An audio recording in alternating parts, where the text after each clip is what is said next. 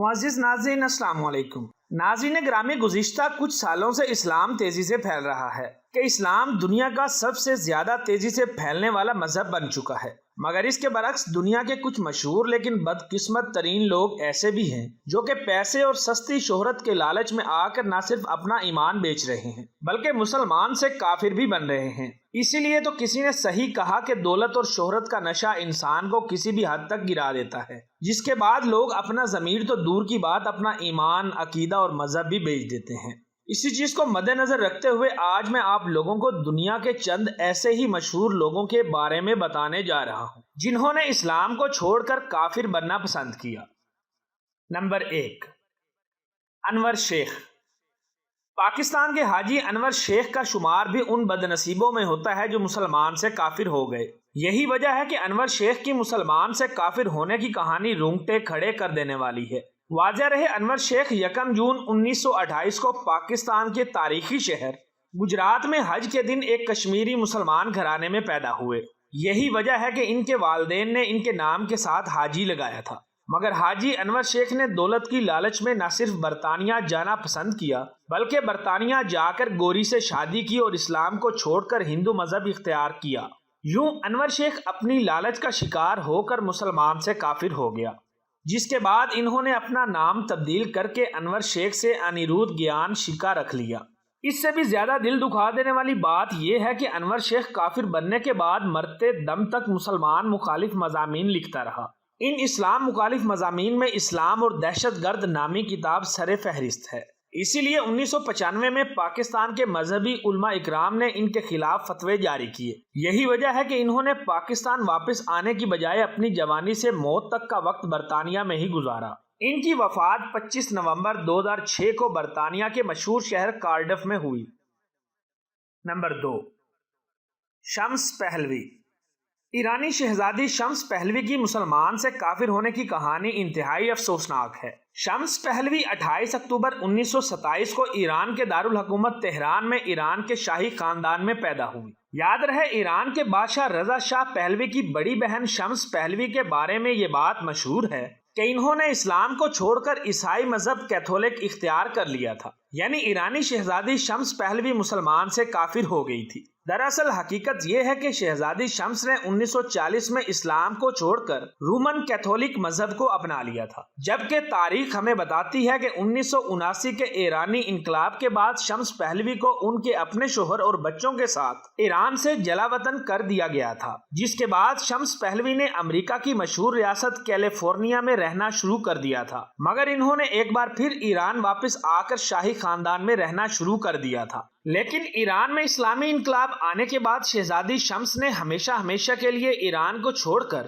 دوبارہ امریکہ میں مستقل رہائش اختیار کر لی تھی۔ یوں شہزادی شمس امریکہ میں ہی کینسر جیسی موذی بیماری کا شکار ہو کر 1996 میں جہان فانی سے رخصت ہو گئیں۔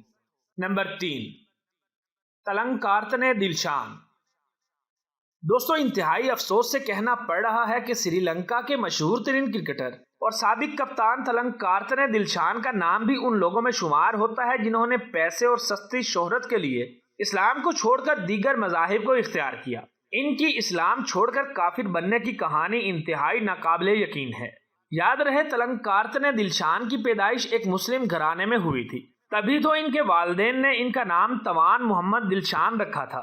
مگر آپ یہ جان کر حیران رہ جائیں گے کہ دلشان جب ابتدائی تعلیم حاصل کر رہے تھے تو ان کے کرکٹ ٹیم کے اسکول لیول کے کوچ نے انہیں اسلام کو چھوڑ کر ہندوازم اپنانے کا مشورہ دیا، جسے انہوں نے قبول کر لیا اور اپنا نام تبدیل کرنے کے بعد 16 سال کی عمر میں مسلمان سے ہندو بن کر کافر ہو گئے، جس کے بعد انہوں نے مستقل مذہب کے طور پر بدھ مت کو اپنا لیا، جس کا انہیں بڑا فائدہ یہ ہوا کہ ان کے اسکول کوچ نے دلشان کو سری لنکن قومی کرکٹ ٹیم میں انتہائی جلد متعارف کروا دیا۔ دائیں ہاتھ کے جارحانہ اوپنر بلے باز دلشان نے جب 18 نومبر 1999 میں زمبابوے کے خلاف سری لنکا کے لیے اپنا پہلا انٹرنیشنل ٹیسٹ میچ کھیلا تو اس وقت ان کی عمر صرف 22 سال تھی۔ پہلا ٹیسٹ میچ کھیلنے کے 22 دن بعد ہی انہوں نے اپنا پہلا ون ڈے میچ 11 دسمبر 1999 کو زمبابوے کے خلاف کھیلا، جبکہ T20 کرکٹ کا آغاز ہوا تو 15 جون 2006 میں انگلینڈ کے خلاف انہوں نے اپنا پہلا T20 میچ کھیلا۔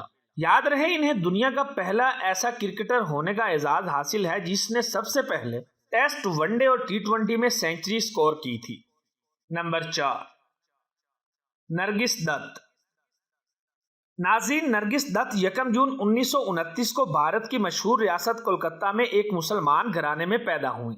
آپ لوگ یہ جان کر دنگ رہ جائیں گے کہ بالی ووڈ کی مشہور اداکارہ اور بھارتی سیاستدان نرگس دت کا اصل نام فاطمہ رشید ہے، یعنی یہ ایک مسلمان اداکارہ تھی۔ یاد رہے نرگس دت نے بھارتی فلم انڈسٹری میں تقریباً 70 سے زائد فلموں میں کام کیا۔ نرگس دت نے اپنے ساتھی ایکٹر سنیل دت سے شادی کی تھی، لیکن نرگس دت کی سنیل دت سے شادی کی سب سے زیادہ ناقابل یقین بات یہ تھی کہ نرگس دت نے اسلام کو چھوڑ کر ہندو مذہب کو اپنا لیا تھا۔ یوں نرگس دت شادی کی خاطر مسلمان سے کافر ہو گئیں۔ ان کے والد عبد الرشید کو راولپنڈی کی مشہور کاروباری شخصیت کے طور پر جانا جاتا ہے۔ یہ پہلے غیر مسلم تھے لیکن بعد میں اسلام لے آئے تھے، جبکہ ان کی والدہ شروع سے ہی مسلمان تھی۔ نرگس دت کو ان کی بہترین اداکاری پر ایک نہیں بلکہ کئی بڑے فلمی ایوارڈ سے بھی نوازا گیا ہے۔ لیکن اگر بات کی جائے نرگس دت کی نجی زندگی کی تو سنیل دت سے شادی کرنے کے بعد ان کے 3 بچے ہیں، جن میں بھارت کے مشہور اداکار سنجے دت بھی شامل ہیں۔